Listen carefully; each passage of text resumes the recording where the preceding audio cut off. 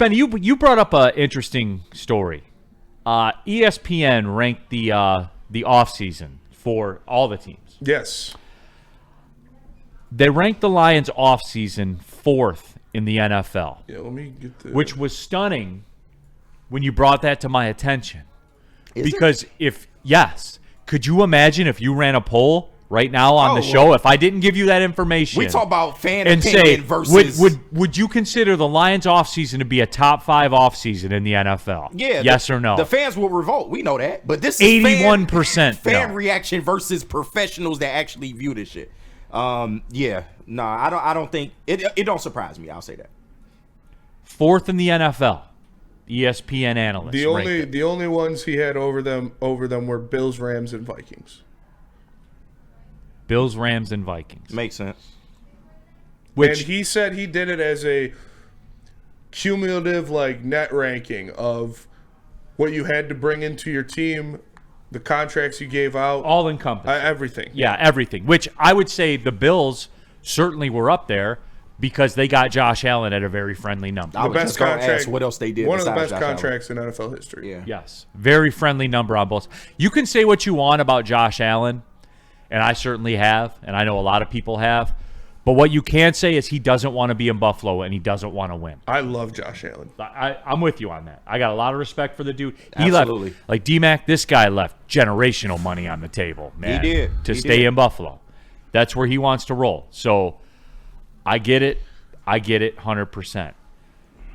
Does that surprise you to hear that, D-Mac? No, the fourth best offseason in the NFL for the Lions. Detroit?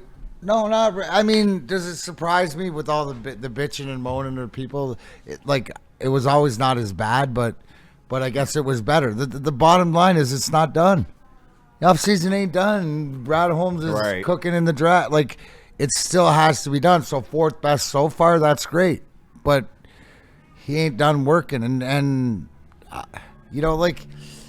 he added what he needed and the pieces he did. And you talk about DJ Reed and at the corner and stuff like this with the talent and different things that you hear about this kid and at the price point that he got. No, I mean, cooking for what you needed. I think the frustrating part is why does everybody get frustrated when you've built a culture here with guys that know exactly the organization and they want to re-sign them because they think that they're the guys to do the job. Yeah. People get bent out of shape because you don't spend money and go get some name that you play in Madden. Right. That's good. You know what I mean? So I think, Kenny, you said it the best. Oh, so the pundits aren't very happy, but the professionals that do this for a living that watch this, I mean, this says a lot too. More so to me, oh man, we're in a better shape than even. And that was exactly my reaction. That's where I'm like, holy shit! If the people that watch this game and whatever have us 4th right now, we're not even done cooking. Yeah, we're not our cooking's a draft. Yeah, so we're in great shape, and I guess it's just that's how perception across the league. So to me, it tells me that the league thinks, look out, Lions are still cooking and they're getting better. And they've gotten better. You can't be 4th in the offseason and not get better. Correct me if I'm wrong. The only thing that you lost was Zadarius Smith. Because, Carlton Davis walked, but you signed the second best corner on the market. Who is still out there, by the way. Yeah. So that's the only thing you really lost in this thing. They retained Kevin Zeiler. Oh, wait, and Kevin Zeiler. Okay, that's a blow. But besides that, I mean, you kept all the same pieces to a 15-win number 1 seeded team. So that's where I'm like, it doesn't surprise me at all. It don't. No, and that's kind of where I am with it. And Danny G says it very, very well. He goes, It's almost like the NFL values re-signing your own guys and re-signing them to good deals, unlike this fan base. That's what he said. He said what he loved is that sometimes Super Bowl contenders unnecessarily shuffle the deck. The Lions were wise in keeping their hand together and continuing trusting in their process. And he also put out that the Lions didn't make any bad deals. They didn't. They brought DJ Reed in on, I think, the second best contract given out in the offseason behind Josh Allen. They brought Levi Ozarike back on a 1-year deal. They brought in Derek Barnes at what Lions fans freaked out at, but what is a good number for what he does. Roy Lopez is a good depth piece they brought in on a cheap deal. So I think that's what he played a factor into. He said he's not going to give somebody a lot of credit for doing something other teams can do. Like any team in the NFL can go out and give a defensive tackle $20 million to bring him in here. The Lions got good pieces on good deals and retained their guys. And like I've said it before, they had over 20 players as free agents like this year. They needed to sign they signed lot like of them. 20 to field the guys team. in free agency. So you had to do a lot with the space. They had so much cap space because they only had like 30 guys on their active roster. Right. And even with the Zeitler thing, I do understand you lost him, but he's 35 plus. He's still productive, don't get me wrong, but he's 35 plus. When he and plays. You seemingly have his replacement already in house. Yes. So I don't think a it's 6th-round pick. Exactly. But it doesn't seem like that bad of a blow. Woodward Sports chat thread, Kryptonic TV, Levi for 5.5 was cheap. I would agree with that. Absolutely.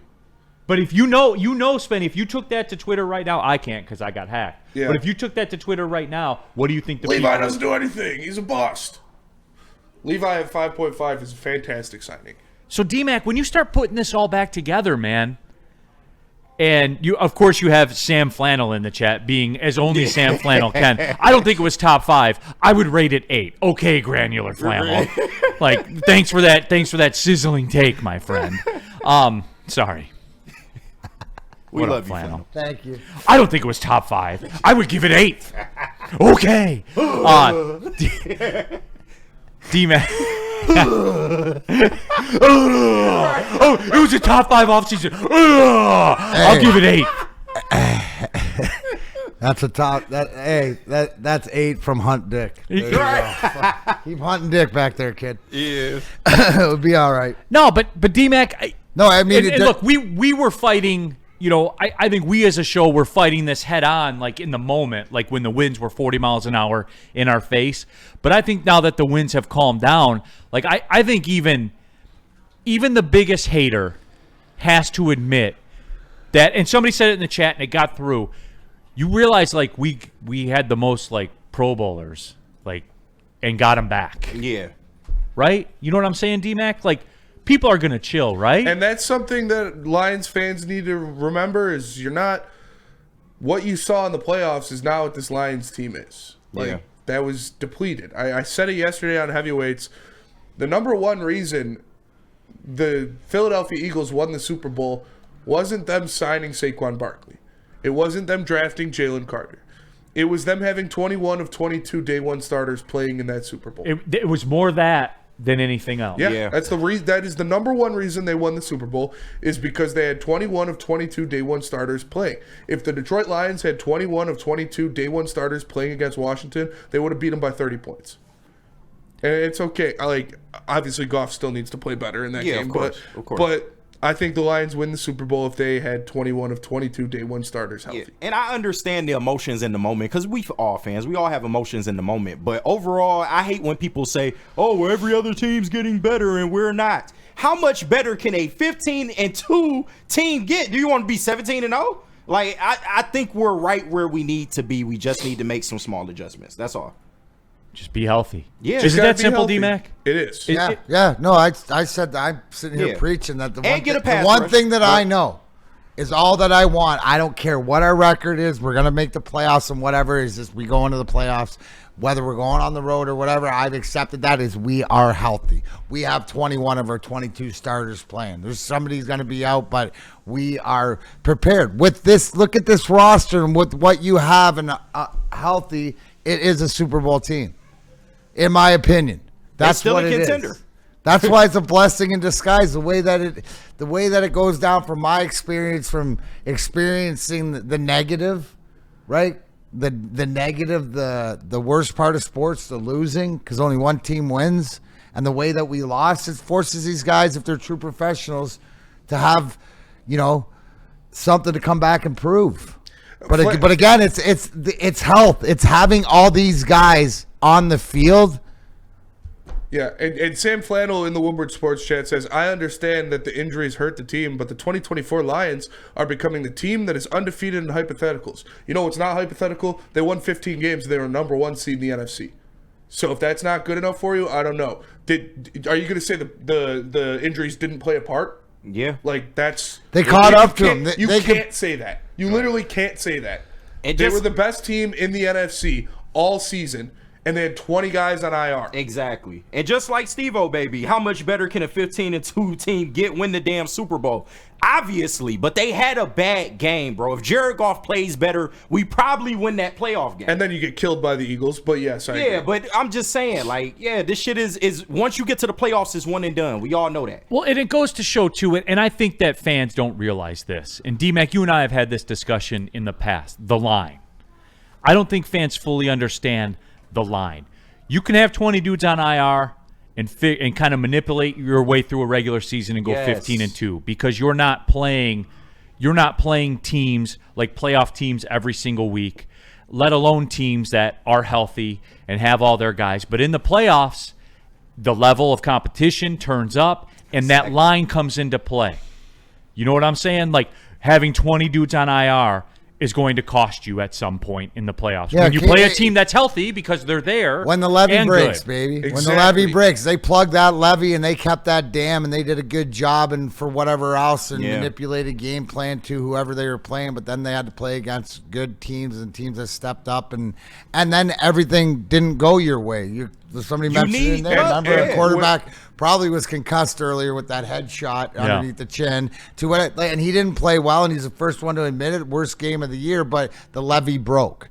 And the defensive stats, right? You just saw the way that just blew I ignored it just like everybody else.